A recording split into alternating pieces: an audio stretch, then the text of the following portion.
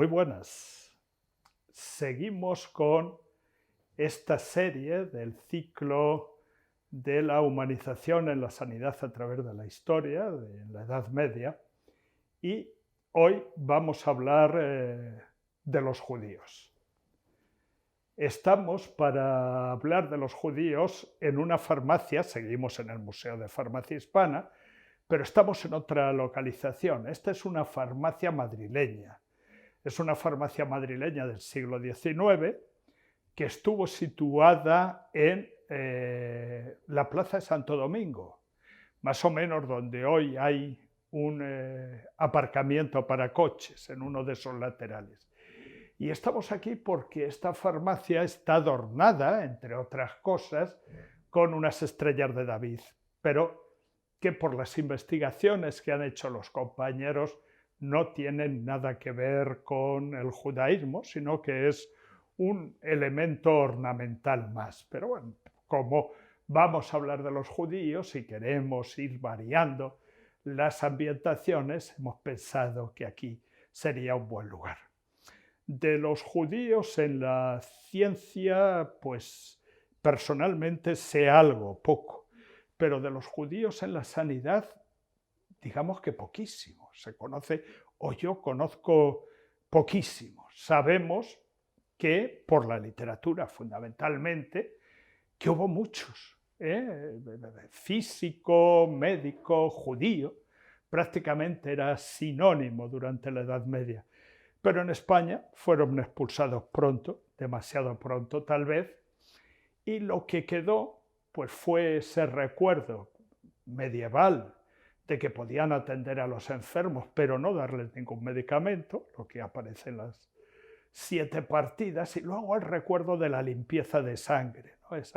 Esa obligatoriedad de no ser hijo de judío, marrano ni árabe, ser un cristiano viejo.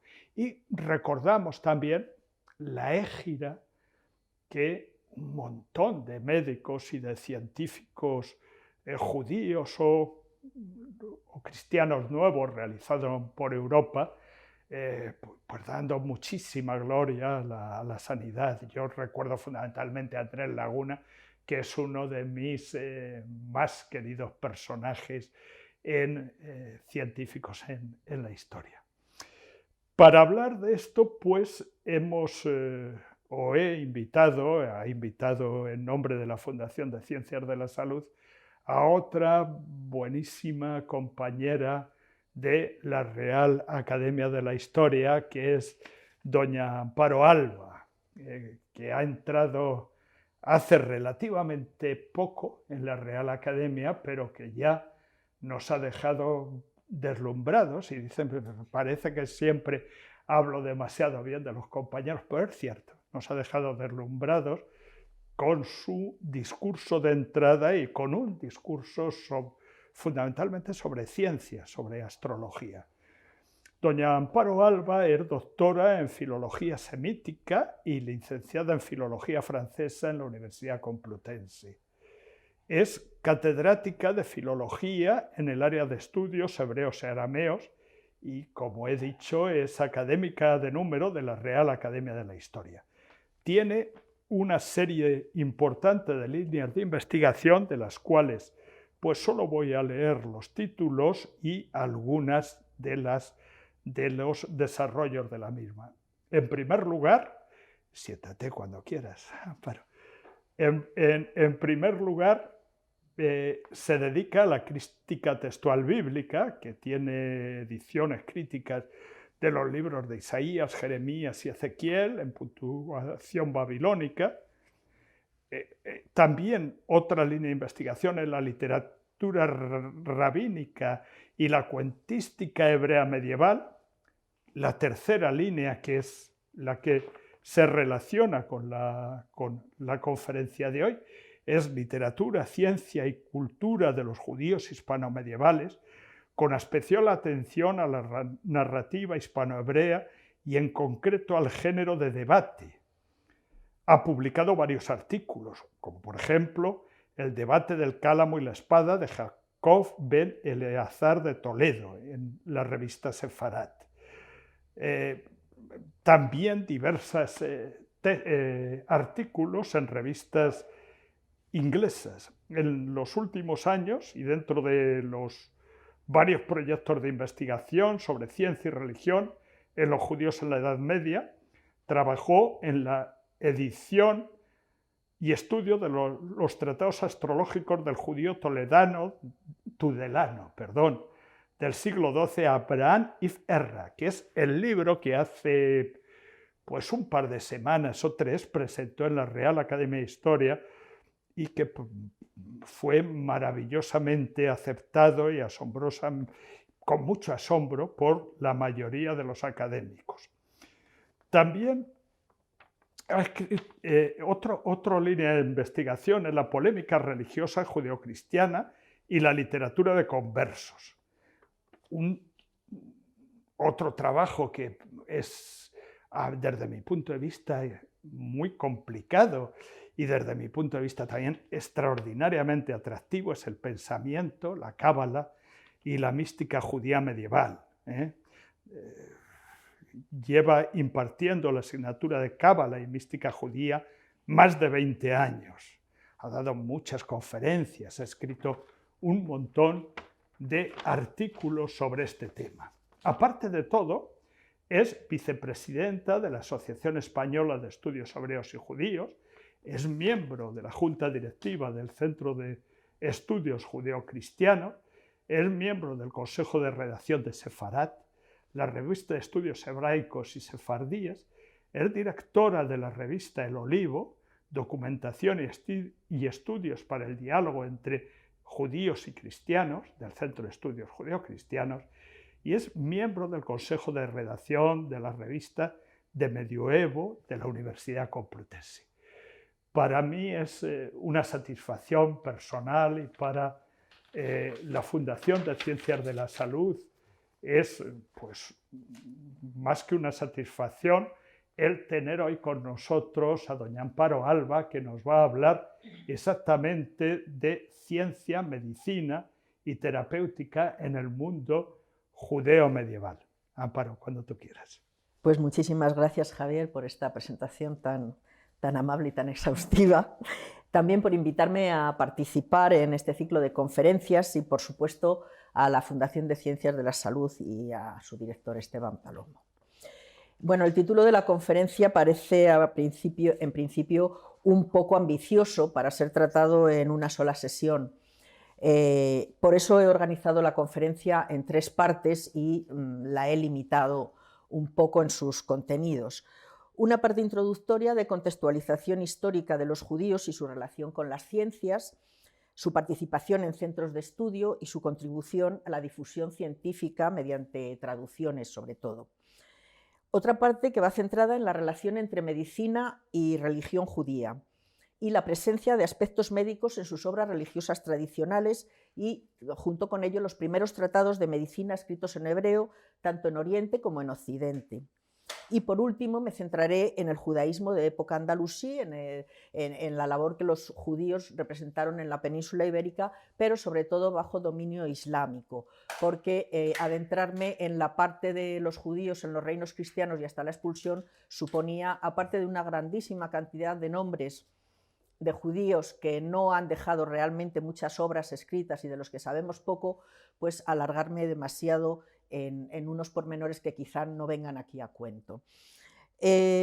Voy, por lo tanto, a abordar la época hasta el siglo XII, más o menos hasta la llegada de los almohades, y voy a representar el papel de la medicina en la figura bien conocida del médico Maimónides.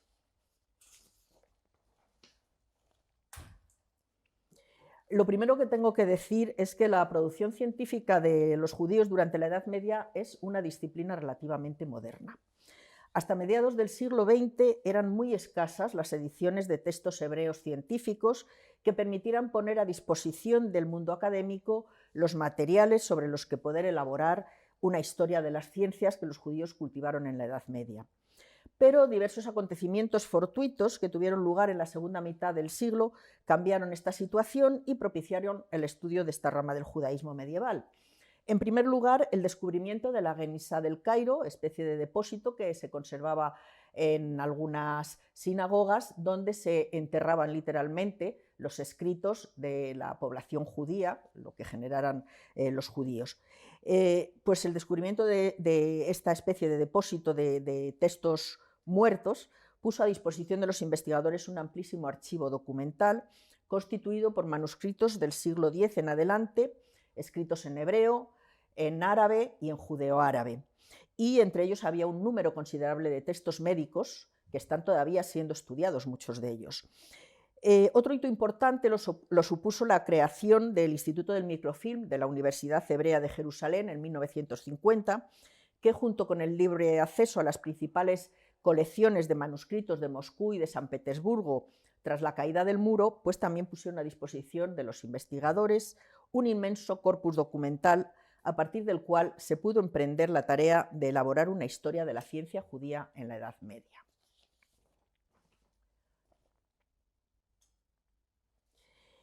La expansión del Islam desde el siglo VII por el este, con la conquista de toda Mesopotamia, propició la integración de los judíos de Persia en la cultura islámica y su activa participación en el programa cultural que se fraguó en Bagdad bajo el califato abasí en la famosa Casa de la Sabiduría, Bait al-Hikma, donde las principales obras del saber griego, que constituían las llamadas ciencias de los antiguos, se tradujeron al árabe y se difundieron por todo el mundo islámico.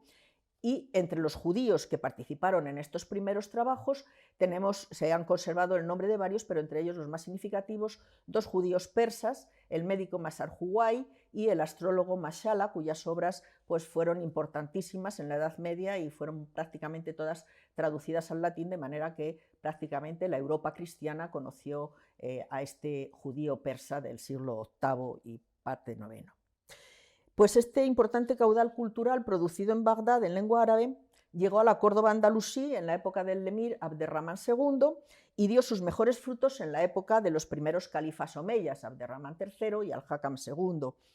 Estos califas, como más tarde harían también los reyes de los reinos de Taifas, intentando emular el esplendor cultural bagdadí, hicieron de Córdoba un auténtico centro del saber del que los judíos formaban parte, tanto a nivel cultural como a nivel político. En Al-Ándalus, durante los siglos X a XII, era habitual que un judío de clase acomodada recibiera una esmerada educación que comprendía una sólida base lingüística, literaria y científica, tanto en lengua árabe como en lengua hebrea. Y entre las ciencias que estudiaban, pues se incluía, igual que la filosofía, la medicina, las matemáticas, la física o la astrología. Pues este rico bagaje cultural permitió a estos judíos, digamos, de clase elevada, destacar en las cortes andalusíes como grandes juristas y filósofos, gramáticos, poetas, astrólogos y médicos. Sin embargo, sobre todo, y por lo que más importancia ha quedado en toda la cultura, es porque fueron los grandes difusores de la ciencia andalusí por la Europa cristiana. Los judíos hispanos participaron activamente desde el siglo XII en adelante en las labores de traducción de todo este saber contenido en lengua árabe, primero en latín, en esta escuela en esta imagen que les pongo de Raimundo de Sobetat, el arzobispo de Toledo, digamos que es la conocida como la primera escuela de Toledo, y siglos después, en el XIII y en el XIV, bajo el patronazgo del rey sabio de Alfonso X, pero ya no se traducía al latín, sino que se traducía al romance. Y también un poco cambió el interés del rey por las ciencias. Mientras en el siglo XII en latín se traducían principalmente obras de filosofía, en el siglo XIII y XIV principalmente eran obras, digamos, más de ciencia pura, de astrología, astronomía y algún tratado de medicina, pero más bien de magia médica.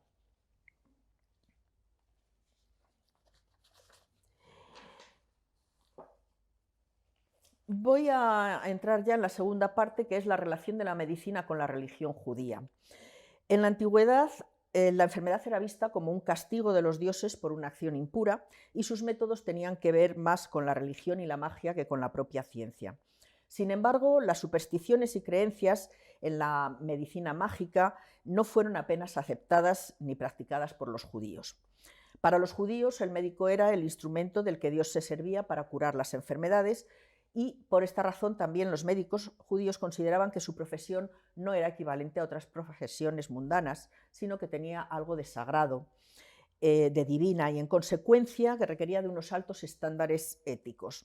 Por eso no resulta extraño que la mayor parte de los médicos judíos fueran al mismo tiempo rabinos prestigiosos, juristas, filósofos o teólogos, porque la medicina estaba bien sancionada por la ley bíblica y por la talmúdica, y tenía una relación importante con asuntos religiosos. Por ejemplo, cuando Maimónides tuvo que ocuparse del sostenimiento de su familia, él, que ya tenía una fama excelente como filósofo, como exégeta, como gramático, como teólogo, en definitiva, pues consideró que no era ético enseñar temas divinos a cambio de un estipendio, y por eso decidió dedicarse a la medicina. Además, si consideramos que durante gran parte de la Edad Media los judíos fueron excluidos de casi todas las demás ocupaciones, la medicina quedó como una de las pocas salidas dignas que les quedaban para ganarse la vida.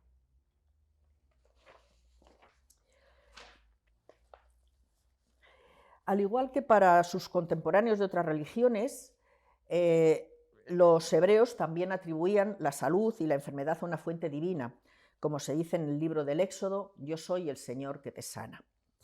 Sorprende que de los 613 preceptos religiosos contenidos en la Torá, en la ley de Moisés, 613 preceptos que el judío piadoso debe cumplir, pues 213 de ellos son de tipo médico.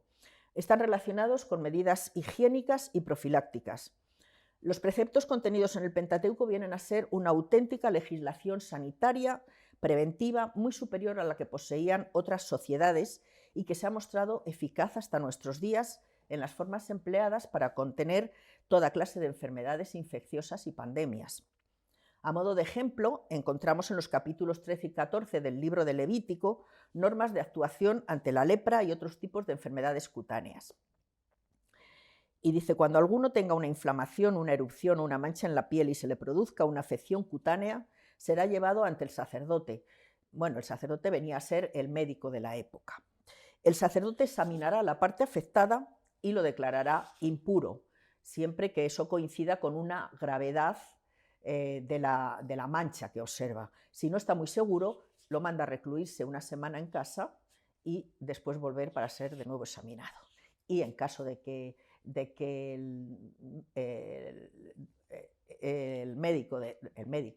el sacerdote decida que es peligrosa la enfermedad o la mancha, pues entonces le declara impuro, tiene que vivir apartado, tiene que taparse la boca, ponerse un bozal también y marcharse fuera de la comunidad. Aparecen muchas otras enfermedades mencionadas en los textos bíblicos, pues puedo recordar algunas de las plagas que Dios envía a los egipcios en el libro de Éxodo, o las cataratas que afectaron a Isaac en su vejez, o diversos tipos de heridas, pero que nunca involucran en su tratamiento ni encantamientos, ni magia, ni ritos, sino lavados, uso de bálsamos, vendajes, baños o aguas terapéuticas. En el libro del Eclesiástico, cuya redacción data del siglo II antes de nuestra era, es decir, está redactado en plena época helenística, con la influencia del pensamiento griego, pues encontramos bastantes elogios sobre la salud y sobre los médicos que la proporcionan. Por ejemplo, en Eclesiástico capítulo 30 encontramos: mejor es pobre sano y fuerte que rico enfermo y débil, o la salud y el bienestar valen más que el oro, y un cuerpo robusto más que una fortuna. No hay riqueza que valga lo que la salud del cuerpo. Y dedica unos cuantos versículos, a hacer el elogio del médico, cuya ciencia le ha sido dada por Dios. Con los remedios el médico cura y calma el dolor. El boticario hace sus mezclas para que la criatura de Dios no perezca. Hijo mío, si caes enfermo, llama al médico, porque el Señor lo creó, y no le alejes de ti. Él suplica al Señor para que te conceda éxito. Sin embargo, a pesar de todo, pues se reconoce que Dios es el que tiene el control de la salud y la enfermedad. El que peca contra su hacedor caerá en manos del médico. El Talmud, que es el compendio de las enseñanzas tradicionales del judaísmo que constituye la ley oral, y que fue elaborado por las academias orientales entre los siglos III y VI, toca una gran variedad de temas de la vida cotidiana que implican aspectos de anatomía, botánica y consejos médicos. Y aunque ninguno de los tratados talmúdicos presenta la información como parte de una ciencia médica sistemática, en muchos de ellos se pueden encontrar referencias a distintos temas médicos, como la patología de los pulmones, o claves para diagnosticar ciertas enfermedades de la piel, o descripción de enfermedades oculares, como el desprendimiento de retina. De nuevo, los remedios mencionados en el Talmud incluyen jarabes, hierbas, bálsamos, vendas, sahumerios y baños.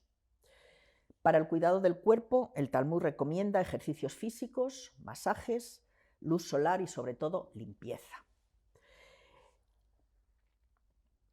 Mar Samuel afirma: el lavado de manos y pies por la mañana es más eficaz que cualquier remedio en el mundo.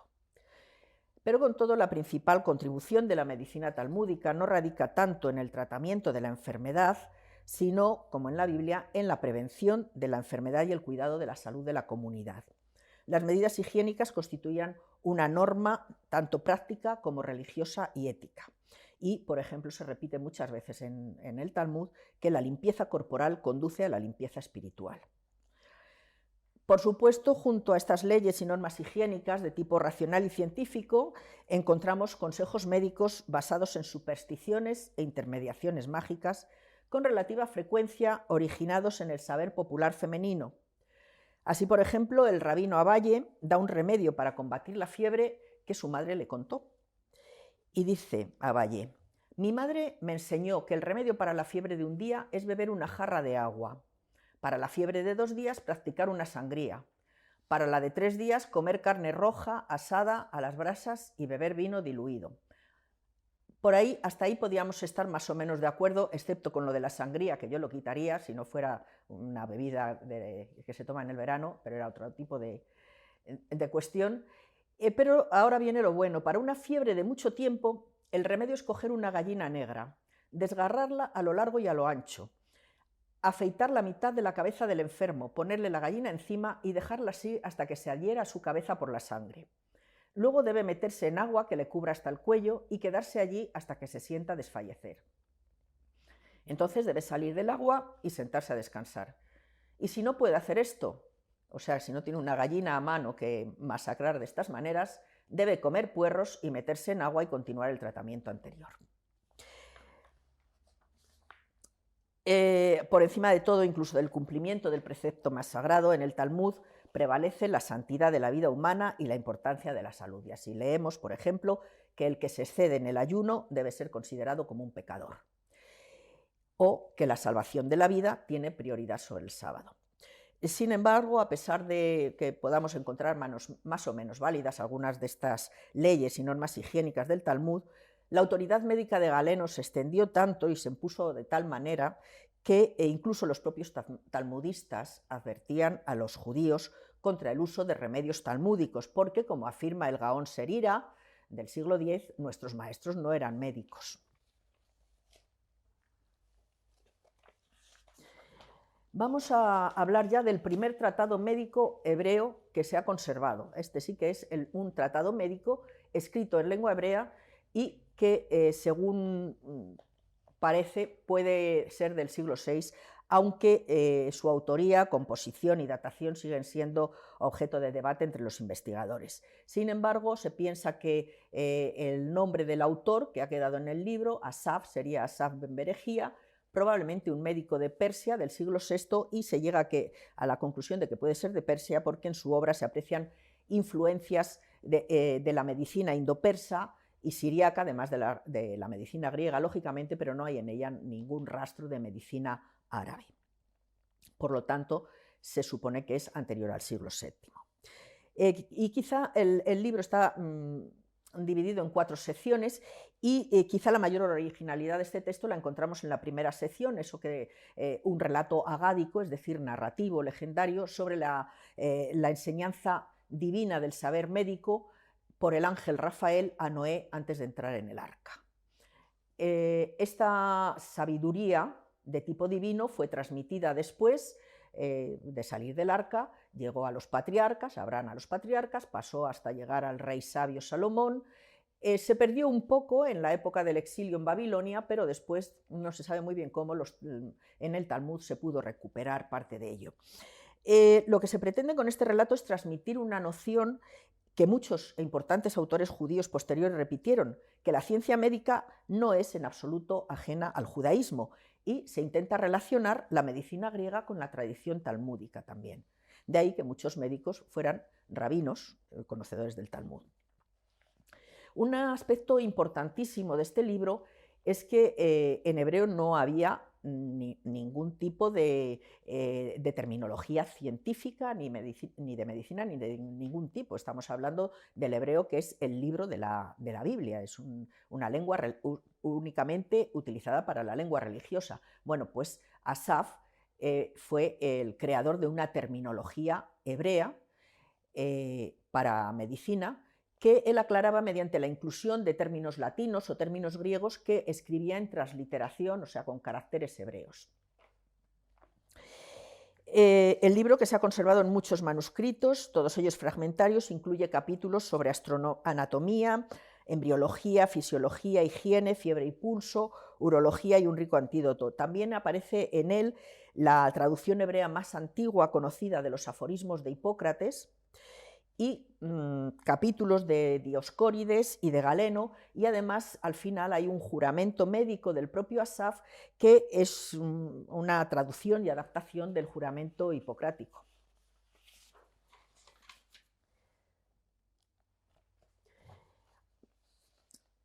Desde el siglo IX, unos 100 años después de la conquista árabe del Medio Oriente, las comunidades judías comenzaron a florecer en Egipto, Túnez y Córdoba y a aprender en sus escuelas las ciencias seculares como la medicina. Una de las personalidades más destacadas de esta época fue el médico y filósofo judío Isaac ben Solomón Israelí, que nació en Egipto hacia el año 855 y, según alguna fuente historiográfica que he puesto al final, de Said al-Andalusí, pues vivió 100 años, con lo cual murió en Kairuán hacia el 955. Se le conoce también como Isaac Judeus o Isaac Israelí. Según cuentan sus biógrafos, obtuvo su fama primero como oculista en el Cairo, hasta que en el año 904 se convirtió en médico de la corte del príncipe de Kairuán. Fue el primer autor judío de una obra importante sobre medicina, que escribió en árabe, que fue muy apreciada en la Edad Media. Estamos hablando entonces de primeros autores, primeras obras, la primera de un autor persa, la segunda que hemos visto en árabe, pero también en el mundo árabe, y a continuación veremos otra de nuevo en hebreo. Isaac Israelí compone su obra sobre tratados de fiebre, sobre la orina, sobre dietética, y alcanzó una grandísima difusión y fue muy pronto traducida al latín y a otras lenguas. Se le atribuye también un tratado sobre ética médica, que es el Musar Arrofein, que solamente se ha conservado en hebreo. Su obra más famosa es el Tratado sobre las fiebres, que fue traducida en el año 1087 al latín por el monje Constantino el Africano, pero no cita a su autor. La importancia de esta obra viene corroborada por el hecho de que fue incluida en el corpus de textos médicos conocido como Artichela, que es un auténtico manual y obra de referencia de las principales universidades medievales. En otras obras, como el Sefer HaYesodot, libro de los elementos, combina cuestiones de filosofía y medicina y muestra la influencia de Aristóteles, Hipócrates y Galeno en sus ideas. Y bajo el título de Omnia Opera Isaac fue publicado toda su obra, ya bien reconocido él, en Lyon en 1515 en latín. No hay muchos historiógrafos que recojan menciones de los judíos.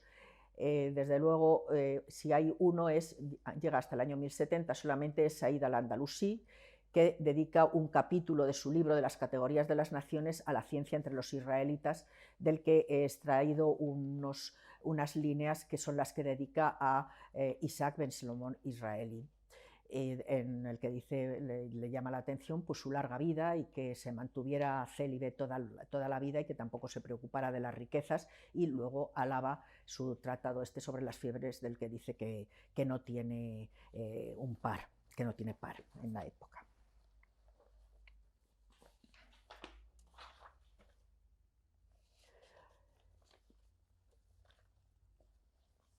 Bien, si hemos hablado ya de, como digo, del primer autor en árabe, ahora tenemos otro que escribe en hebreo, posterior a él, y es Sabbatai Donolo, que nació en Oria, provincia de Calabria, en el 913 y murió hacia el 982. La mayor parte de los datos biográficos que sabemos de Sabbatai Donolo parten de una obra, de un prólogo que introduce en un comentario no médico, un comentario de tipo al Sefer Yetzirah, que es una obra del siglo IV o VI, de tipo místico cosmológico, y ahí él cuenta que se vio obligado a abandonar su ciudad natal cuando en el 925 fue saqueada por un ejército sarraceno, en el que una parte importantísima de los habitantes murieron, y también hasta 10 rabinos, lo cual nos indica que había una clase judía importante o un grupo judío importante en esa ciudad. Sabemos que estaba versado en el Talmud, que sabía hebreo, griego, latín e italiano. Como médico y profesor de medicina se revela como un pensador independiente. Sus obras no son ya ni traducciones ni copias de otras, sino fruto de su propia experiencia y, como era habitual en su época, era tanto farmacéutico como médico. Su obra médica más famosa se conoce con dos nombres, el Sefer Hayakar o el Sefer Amirkajot, libro precioso o libro de los remedios. Es, en definitiva, un tratado farmacológico compuesto por 20 breves capítulos en los que explica la preparación de remedios médicos y su composición. Donolo escribió toda su obra en hebreo, utilizando una terminología médica muy semejante a la que habíamos visto en el primer libro escrito en hebreo, en el libro de Asaf Arrofé, que sin duda conoció. También incorpora en sus obras vocablos griegos, latinos o del italiano coloquial.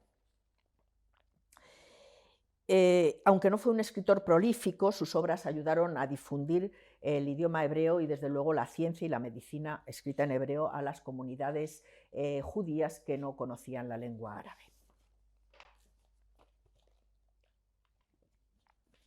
Ya centrados en la última parte, en los judíos hispanoárabes, los judíos en Al-Ándalus, cuenta la crónica árabe Akhbar Masmua que los judíos de la península colaboraron en el año 711 con los ejércitos invasores, estableciendo guarniciones en Granada, Córdoba, Sevilla y Toledo, y esto permitía a los ejércitos musulmanes una mayor libertad de movimientos. Y gracias a esto, y también protegidos por su categoría de dimíes o gente del libro, los judíos podían vivir concentrados en barrios como Córdoba o Toledo, o formando una parte muy notable de la población, como en Granada o Lucena, que en el siglo XI eran conocidas como las ciudades de los judíos. El despertar cultural de las comunidades judías en Al-Ándalus fue muy rápido. Se crearon enseguida academias en las que los jóvenes judíos recibían una esmerada formación en letras y ciencias, tanto en gramática y filosofía como en medicina o astrología. El estudio de la medicina se incluía en el currículum de los jóvenes estudiantes judíos y su práctica fue una de las profesiones más comunes de esta minoría, gracias a la cual traspasaron los límites de la aljama judía para adquirir importancia e influencia en las cortes musulmanas y más tarde también en las cristianas. En todas las ciencias conocidas compusieron los judíos sus obras, generalmente en lengua árabe con grafía hebrea, lo que se conoce como judeo-árabe, y ahí hay una página manuscrita de Maimónides en esa lengua, es decir, que tienen caracteres hebreos, pero la lengua de base es el árabe, y utilizaron la lengua hebrea solamente para sus composiciones religiosas o para la poesía. La historia del judaísmo en Al-Ándalus se puede dividir en dos grandes etapas marcadas por el año 1086. Antes de ese año es la época de la dinastía de los omeyas, que hacen de Córdoba la capital de su reino, primero como emires, luego como califas, y es también la época de los reinos de taifas, especie de emiratos que se constituyen después de la desintegración del califato, pero sobre todo es la época dorada de las comunidades judías asentadas pacíficamente y en pleno desarrollo cultural y social. En 1086, tras la conquista de Toledo por Alfonso VI, se suceden dos nuevas invasiones procedentes del norte de África, la de los almorávides y la de los almohades. Uno y otros, con el ímpetu de los neoconversos, impusieron la ortodoxia islámica y la pureza de costumbres que dejaba fuera de la ley a la población judía, que se vio obligada a convertirse al Islam o abandonar sus posesiones en Al-Ándalus y emigrar a otros lugares donde poder llevar una vida conforme a su religión. Algunos judíos huyeron hacia el norte de África, hacia Marruecos, Túnez o Egipto. Otros cruzaron los Pirineos y formaron una comunidad importante en Provenza, pero la mayoría se estableció en los reinos cristianos de Castilla y Aragón, que vieron así aumentar notablemente su población judía. La época del califato supuso, como digo, una etapa de gran esplendor e independencia para los judíos, que tenían una autoridad propia, era el Nasi, el príncipe, con jurisdicción sobre todas las comunidades, y mantenían relaciones con las academias rabínicas de Oriente y del norte de África.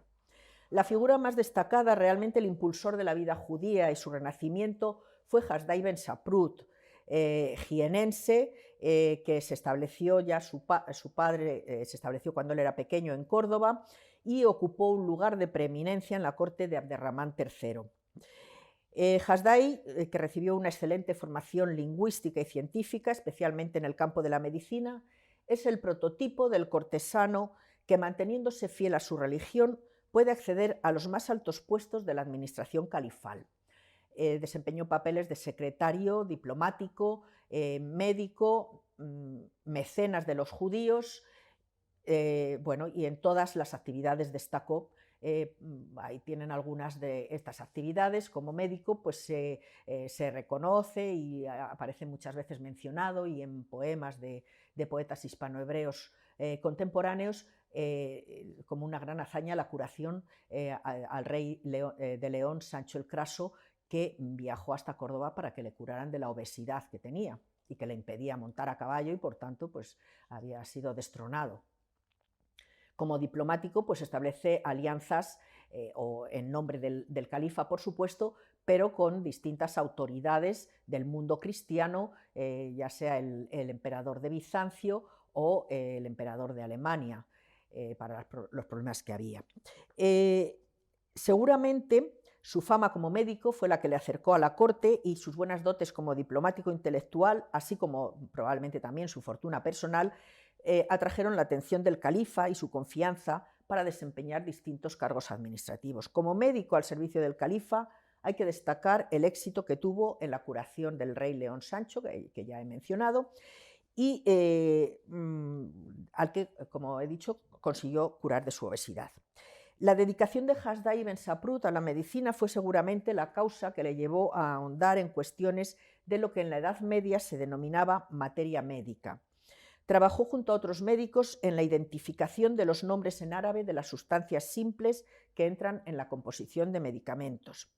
El interés por este asunto se había suscitado en Córdoba a raíz de la llegada desde Bizancio de un monje, el monje Nicolás, a quien el emperador Constantino había enviado para que ayudara en la traducción de un manuscrito griego del siglo V del tratado precisamente de materia médica de Dioscórides, que el califa le había regalado, el emperador de Bizancio había regalado al califa con motivo, pues, de las buenas acciones diplomáticas de su secretario o de su diplomático. Hasdai, que además de su afición a la medicina se interesaba también por los estudios lingüísticos y dominaba perfectamente el árabe y el latín, colaboró con el monje Nicolás y contribuyó eficazmente a que el texto de Dioscórides se tradujera al árabe primero y luego más tarde al latín. Un coetáneo suyo, el médico y farmacólogo árabe cordobés Ibn Juljul, nos ha transmitido en una de sus obras una información muy detallada sobre la traducción al árabe de esta importante obra griega. en la que participaron pues, los médicos más importantes de Córdoba, entre los que destaca Hasdai, de quien afirma también que fue el primero que fabricó en Córdoba la tríaca, llamada Faruk en árabe, y determinando las plantas que entran en su composición, entre las que parece que además de veneno de serpiente, pues hay vino fino también. La figura, desde luego, deslumbrante es la figura de Maimónides. Tengo que decir que primero que desde el siglo XII una gran afluencia de judíos que huían de las persecuciones almohades de la España musulmana se instalaron en las regiones cristianas del sur de Francia y norte de España, desde donde llevaron a cabo una importante actividad científica que dio como resultado el traspaso de todo el saber expresado en árabe a las lenguas de los nuevos reinos. En Provenza, eruditos judíos que conocían bien el árabe, entre los que destacaban dos familias de origen hispánico, los Kimji y los Ibn Tibón, se dedicaron a la traducción de escritos científicos del árabe al hebreo y la composición de tratados científicos originales en hebreo. Es decir, estamos en un cambio de lengua. En esta parte, fuera de Al-Ándalus, en esta parte, digamos, de la España o de la Europa cristiana. La lengua ya de la ciencia deja de ser el árabe, que va decayendo progresivamente, y se va traduciendo todo, en primer lugar, al hebreo por estas comunidades, y luego desde el hebreo pues, se seguirá traduciendo al latín y a otras lenguas vernáculas. Hubo también judíos, como la familia de Maimónides, que optaron por mantener su modo de vida habitual y sus costumbres en tierras musulmanas, y dirigiéndose hacia el sur se instalaron en las comunidades judías del norte de África, en Fez, Kairouán, Alejandría o El Cairo. Abu Imran Musa ben Maimón ibn Abdalá, de nombre hebreo Moshe ben Maimón, Rabí Moshe ben Maimón, conocido en el mundo judío con el acróstico, es decir, con las siglas de Rabí Moshe ben Maimón, Rambán, y en el mundo cristiano, sobre todo en la época del Renacimiento como Maimónides, nació hacia 1138 en la Aljama de Córdoba, donde su padre, Maimón ben Yosef, era rabino y juez. Allí pasó los primeros años de su vida, formándose junto a su padre en la cultura tradicional judía y probablemente con maestros musulmanes en otro tipo de cultura, más de tipo científico. No hay datos fidedignos, solo especulaciones sobre el destino de la familia de Maimónides tras la conquista de Córdoba por los almohades en 1148. Algunos investigadores opinan que debió de llevar, como otras muchas familias de judíos cordobeses, una vida errante por distintas ciudades de Al-Ándalus, que quizás se establecieron en Almería hasta que los almohades la conquistaron en 1157. Otros investigadores opinan que, como tantos otros cordobeses ilustres, judíos, por supuesto, Maimónides y los suyos pudieron hacer una falsa conversión al Islam y quedarse en Córdoba. Lo cierto es que hacia el año 1160 la familia abandona Al-Ándalus y se instala en África, en Fez concretamente, donde Maimónides probablemente completó sus estudios de medicina en contacto con médicos andalusíes, tanto musulmanes como judíos, de renombre, a los que él se refiere de forma general en sus obras como nuestros maestros en Occidente. En Fez compuso para los judíos de las comunidades de Magreb y Al-Ándalus su carta sobre la conversión forzosa, en la que declara lícita la falsa conversión en casos de persecución y peligro de muerte. Con una actitud pragmática y realista que se refleja en muchas de sus obras, Maimónides aconseja por encima de todo salvar la vida a una costa de apostatar, aunque siempre que sea posible recomienda huir del peligro y establecerse en otro lugar. Pues quizás sea esta una de las razones que llevaron a la familia a salir pronto de Fez y, tras una breve estancia en Tierra Santa, Aco y Jerusalén, establecerse en Egipto primero, en Alejandría y definitivamente en Fustat, en el Cairo antiguo o cerca del Cairo, que ya estaba. En una epístola que escribe a su discípulo, escribe a Rabí Yafet, que era un amigo que había hecho en Aco, en Jerusalén, cuenta los trágicos sucesos que le acontecieron al poco de llegar al Cairo. Además de la muerte de su padre, pronto murió también su hermano menor, David, que comerciaba en perlas preciosas por el mar y que era el que sustentaba a toda la familia, mientras él, como dice este escrito, vivía tranquilamente estudiando y dedicándose a la filosofía y a la publicación de sus obras. Cuenta ahí, también me ocurrieron sucesos lamentables y conocidos en Egipto. Enfermedades y la pérdida del dinero y de la solvencia me castigaron para mi desgracia. Pero el mayor mal que me ha sobrevenido últimamente, el peor de todos los que me ha pasado a lo largo de mi vida hasta hoy, es el fallecimiento del justo de bendita memoria que se ahogó en el Océano Índico. Gracias a él habíamos conseguido dinero para mí, para él y para otros. Él creció en mis rodillas, era un hermano y un discípulo. Comerciaba en el mercado mientras yo vivía tranquilamente, estudiaba el Talmud, la Torá y la gramática de la lengua. Pues esta desgracia es la que obligó a Maimónides a mantener económicamente a su familia y la que le llevó a dedicarse a la medicina. En el Cairo enseguida alcanzó una gran fama como legislador religioso, filósofo y médico, y en 1170 se convirtió en el médico personal de la familia del sultán de Egipto, Saladino, y continuó a su servicio hasta su muerte, cuidando no solamente de la salud del sultán, sino también componiendo una serie de textos médicos sobre las enfermedades que aquejaban al sultán y a sus familiares. En otra epístola, Maimónides informa al detalle cómo transcurre su jornada laboral, que desde luego era una jornada agotadora, porque también vivía en las afueras, tenía que desplazarse cada mañana hasta el palacio del sultán. Yo vivo en Fustat y el sultán en el Cairo. Mis deberes para con el sultán son muy pesados, tengo que visitarle todos los días temprano. Y cuando él o alguno de sus hijos o de sus concubinas están indispuestos, tengo que quedarme en el palacio y no puedo abandonar el Cairo. También puede ocurrir que algún oficial del rey caiga enfermo y entonces tengo que atenderle. En general salgo muy temprano hacia el Cairo y si no ocurre nada normal, vuelvo a Fustat por la tarde, es decir, a su casa. Cuando llego hambriento, encuentro el vestíbulo lleno de pacientes, judíos o gentiles, nobles o plebeyos, jueces o alguaciles, amigos o enemigos, una muchedumbre que espera mi llegada. Bajo de mi montura, me lavo las manos y salgo al encuentro de mis pacientes y les suplico que esperen hasta que tome un ligero refrigerio, el único alimento que tomo en todo el día. Luego atiendo a mis pacientes y les prescribo recetas para sus dolencias. Los pacientes entran y salen hasta que anochece y a veces te aseguro que hasta 2 o 3 horas después de caer la noche.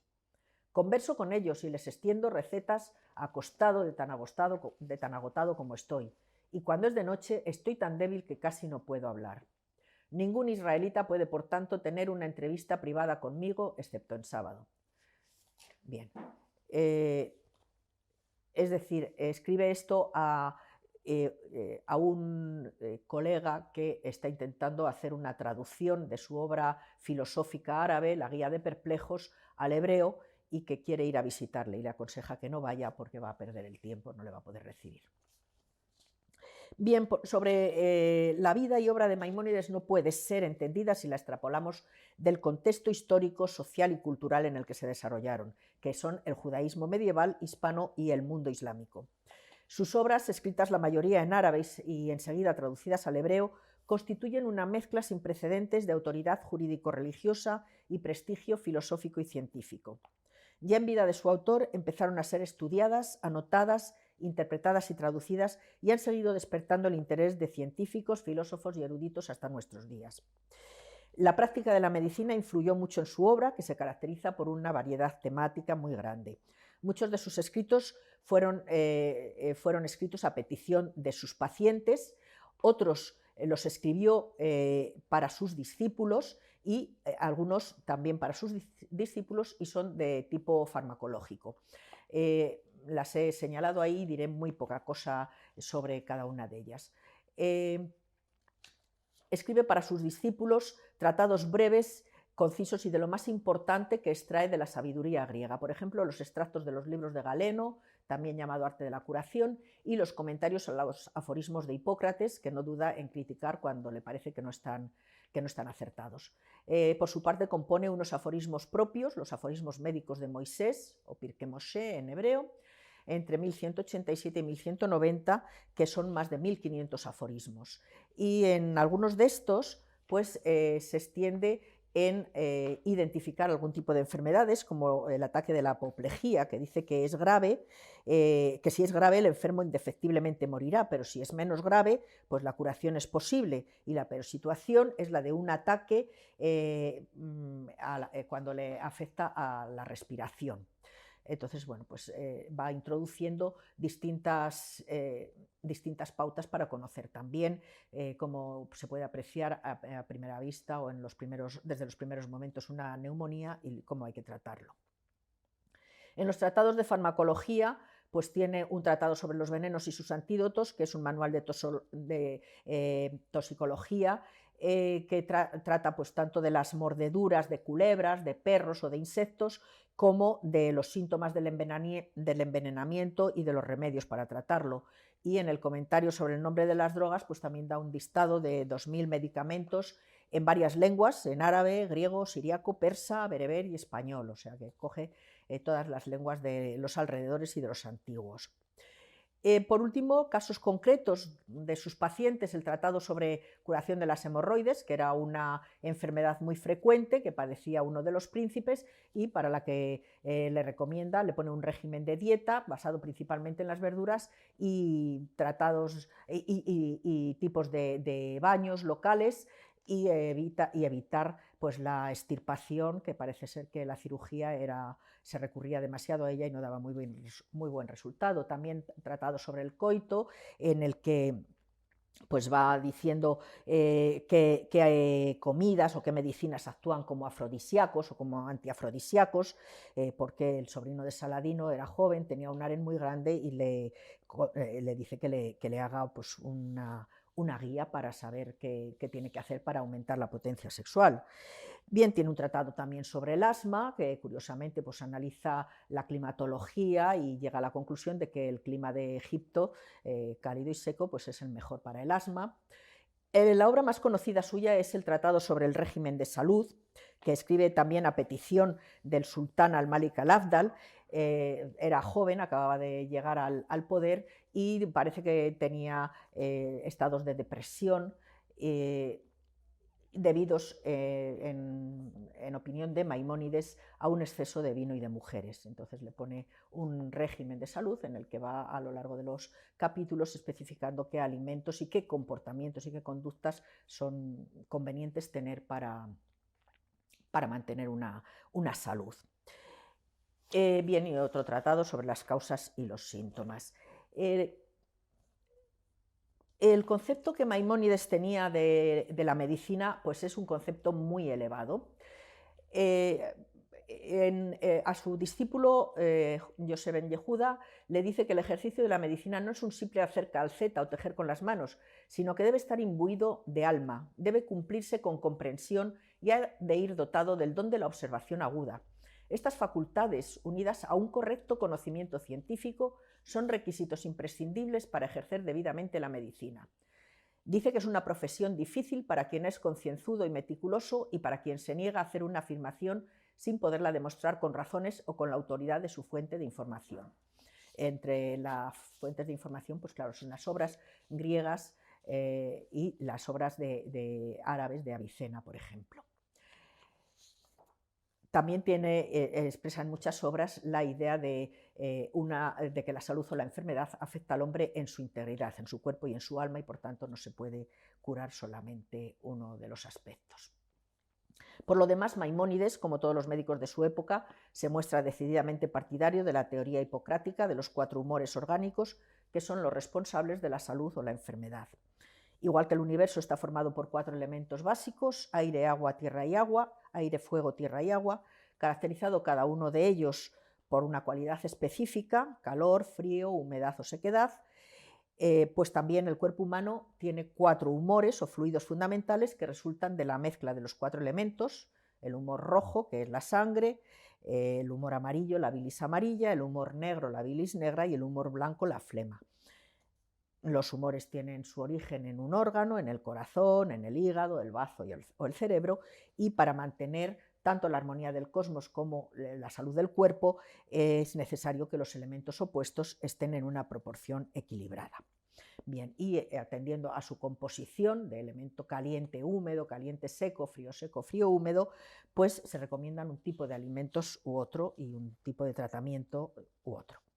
Además, la proporción de los 4 humores en cada individuo determina también el carácter de estos, y así se clasifican 4 tipos de personalidades, que son los sanguíneos, los melancólicos, los coléricos y los flemáticos. Bueno, pues referencias a toda esta teoría abundan en muchas obras de Maimónides, y he señalado solo algunas, como la que dedica a su discípulo también, en el que dice que existen factores que influyen en el mantenimiento de la vida del hombre, especialmente la temperatura corporal, encargada, entre otras cosas, de la digestión de los alimentos, y que ha de mantenerse en un punto ideal, sin aumento ni disminución, al igual que una lámpara permanece encendida mientras la cantidad de aceite sea la necesaria y se apaga si dicho aceite falta o se encuentra en exceso. De aquí se deduce la necesidad que tiene el hombre de evitar todo aquello que pueda perturbar el fluido de los humores y el mantenimiento correcto de la temperatura corporal para así conservar un estado de salud inalterable. Y en la Guía de Perplejos, en su obra filosófica, pues también llama la atención que introduce un texto relacionado con los humores. Es imposible que desde el principio el hombre venga al mundo poseyendo una virtud o un vicio, de la misma manera que es imposible que nazca siendo capaz de una acción cualquiera. Es posible que nazca predispuesto a una virtud o un vicio, de manera que ciertas acciones le resulten más fáciles. Si, por ejemplo, el temperamento de un hombre tiende a la sequedad, la sustancia de su cerebro, al ser pura y contener pocos humores, hará que este hombre retenga más fácilmente y comprenda mejor las ideas que un individuo flemático, cuyo cerebro está lleno de humores.